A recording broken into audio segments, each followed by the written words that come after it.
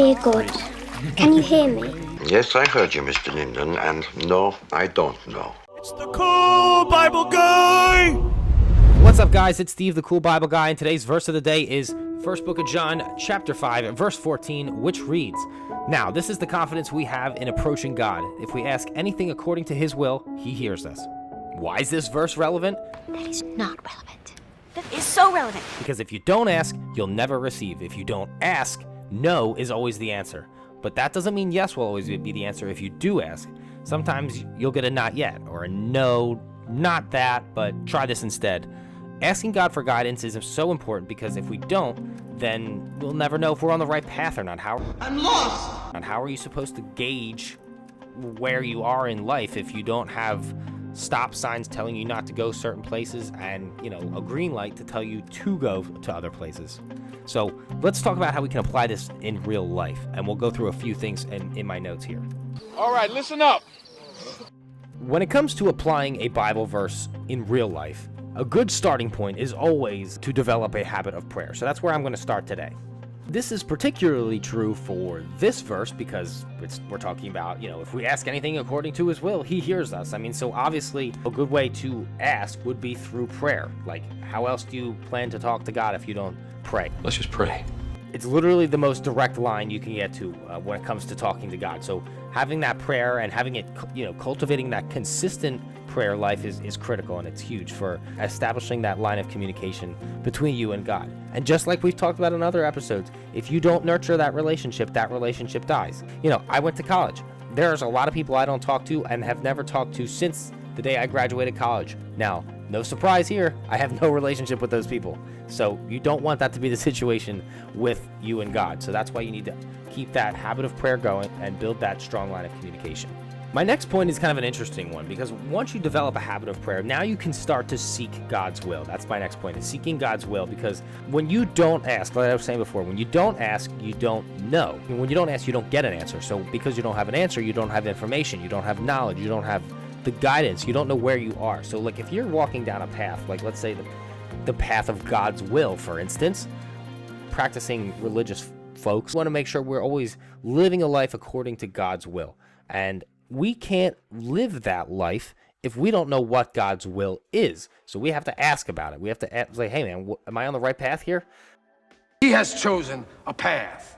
It's the right path. He'll tell you. Like if you ask, like, God, I'd like to do this, and you pray for this, and this, and you eventually kind of find out, the answer is going to be a no. Like let's say, for example, if you're 4'8" and you weigh about 50 pounds soaking wet, you're probably not going to play in the NBA. Hey, look at me. What did I say? No. Come here. Look at me. Hey, look at me. No. That might be your dream, or you might want to do that. You're not going to play in the NBA. Not at 4'8", like 50 pounds. That's just not going to happen. Come here. Look at me. Hey, what you want to? No. That's God telling you no. Okay. No. You're on the wrong path there. Why don't we straighten you out? You know what? You got a great voice, though. Why don't you be an NBA broadcaster? And now you can engage in the sport you love. And you know what? And that's what you're destined for. LeBron James, LeBron James, LeBron James, LeBron James, LeBron James. That's what I'm talking about. And it's not necessarily a no. It's just, you were close, but not quite there. And because you're constantly asking God, helped you find the right niche that you were designed to be in. Yeah, keep running. For example, how many people who have said the phrase, well, if you told me 20 years ago I'd be doing this, I would have told you were crazy. Like how many times have you heard that before? I hear that all the time. It's like, come on, that was unbelievable.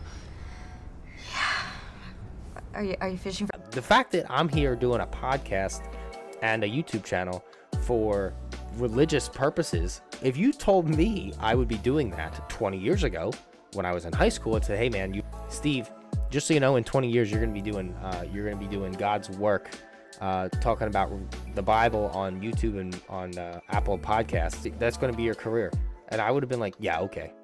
I would have been like, yeah, okay, you're crazy. So Why?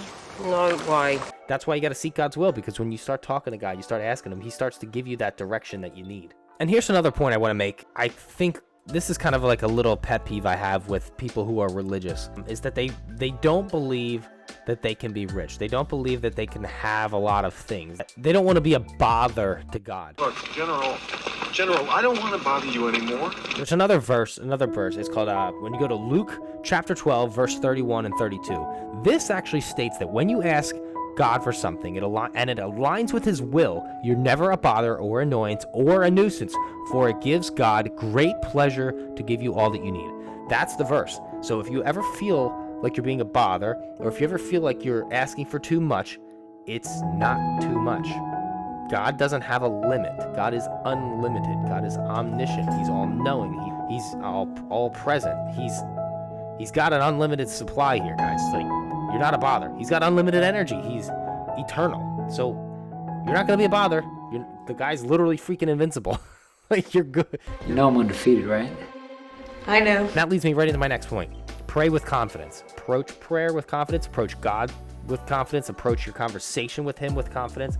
And then trust in his love and faithfulness to you. Because, your faithfulness will waver. I mean, you're human. That's what bad things will happen, and your faithfulness to him will waver. Like, hey man, why did this happen to me?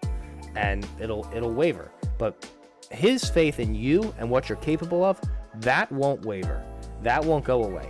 He knows what you're capable of, and he's going to try to do his best to guide you down the path to achieving the best form of yourself, as long as you stay close to him. So that's why you need to pray with confidence, and build that relationship. Think about your relationship with your best friend. You can approach that relationship with confidence because you know your best friend. You probably know your best friend so well that in certain situations when something happens, you just have to look at them, and they immediately know what you're thinking, and you know what they're thinking. No words were said, but because that's how confident you are in how that person behaves, how that person thinks, and anything else like that. Like, you just know because you're confident in the relationship. Same thing's got to happen with God. Another couple things here is you got to reflect on your requests, and you want to be open to God's answers. You want to make sure that, obviously, guys, your requests have to be within the realm of reality here. I mean, if you want to pray for wings to sprout out at your back so you can fly without an airplane, I mean, that's ridiculous. Okay? Are you out of your mind? It's not such a bad thing to just have God just check you on a few things. Like, hey man, I really, for me, I really want to achieve, let's say you're praying, you're trying to achieve, you want to make $10 million. And you can you can reflect on that. Like, God, am I being too selfish for this? Like, for him, $10 million is nothing. He can give you $10 million, but you can reflect hey, just check me on this. I want to make sure that this aligns. Will this $10 million, will this make me into the best version of myself? Will it allow me to live my life the way you want me to live it? And so I can, give to other people in a way you want me to give? Like, what am I asking the right thing here? So there's nothing wrong with reflecting on your requests. And then on the second half of that is be open to God's answers. You're going to get no sometimes. You're going to get yes a lot of times. And sometimes you're going to get not yet. You still have to do a couple things. You've got to become a certain person before I can give you this. That'll be an answer.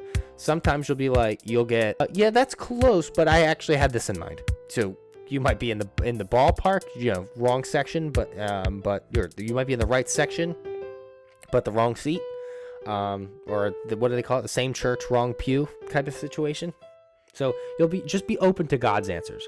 And last but not least, guys, you want to practice patience, because God's timing may not always match yours. But practicing patience as you wait for the answers to your prayers, you have to just know that God's timing is perfect and He knows what's best for you. That's as simple as that gets. So, guys, on that note, I know you guys are all on your own journey here, and please apply these in the way that you see best for your life. So, on that note, guys, let's end on a prayer. God, here I am. You know the hopes and dreams I have for the future. You know the problems I am currently facing and the struggles I have already overcome. You are with me and you are for me. Please align my will with yours as I bring my requests to you today. In Jesus' name, amen.